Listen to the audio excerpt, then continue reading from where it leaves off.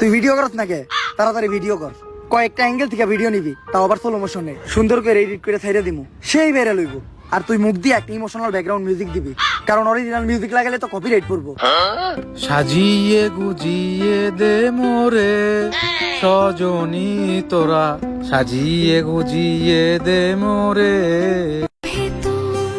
অবশেষে বিশ্ববিখ্যাত টিকটকার ইমুকুই নাখিনা পাখি সেও মা হতে চলেছে। খুশি হলাম তোমার কথা শুনে। আগেই খুশি হওয়ার দরকার নাই কাকি, কারণ আখি মা হতে চললেও বাটাকে তা এখনো জানা যায়নি। না মানে এই কথাগুলা কিন্তু আমি বলছি না, এই কথাগুলা বলছে আখির কিছু ভক্ত, তাও আবার আখির কমেন্ট বক্সে গিয়া। চলেন দেখে আসি। দেখছেন ভাই, দেখছেন পাবলিক কি কমেন্ট করছে আখির কমেন্ট বক্সে গিয়া?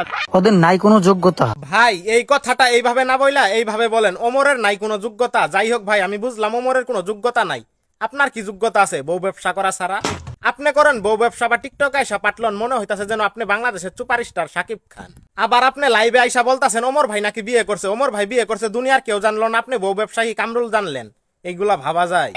ফুল সুন্দর বাগানে, প্রতিবন্ধী সুন্দর টিকটকে, আমারে দেখে তো জ্বলো কেন? বাইজের টয়লেট ব্লগার, তোমরা সবাইকে বলো কেন?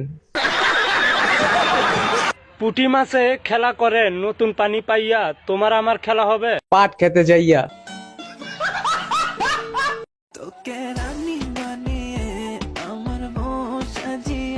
তারপরে শুরু হবে বউ নিয়ে ব্যবসা। সঠিক বলেছেন। ট্রাস্ট মি, আমি অন্যদের মতো না। আফা আরো বেশি আগে।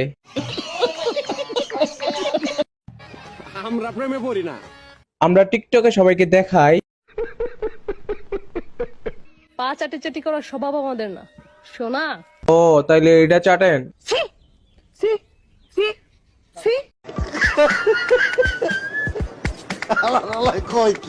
এই দেখো, দেখলি কি না পাইবা?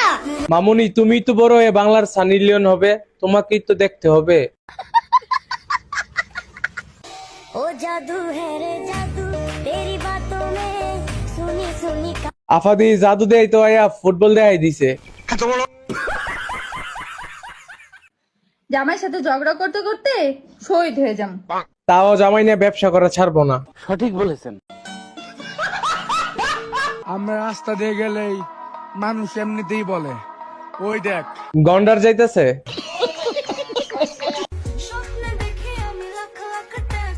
তাই তো কক্সবাজারে পাই আপনার ঘন ঘন দেখা। আমার দিকে ক্রাশ খেয়ে লাভ আছে? আফা আপনারও কি ছেলেদের মতন ওইটা আছে? ভাগ্যিস দেখতে খারাপ, না হলে কত মানুষের রাতের খাবার হইতেন।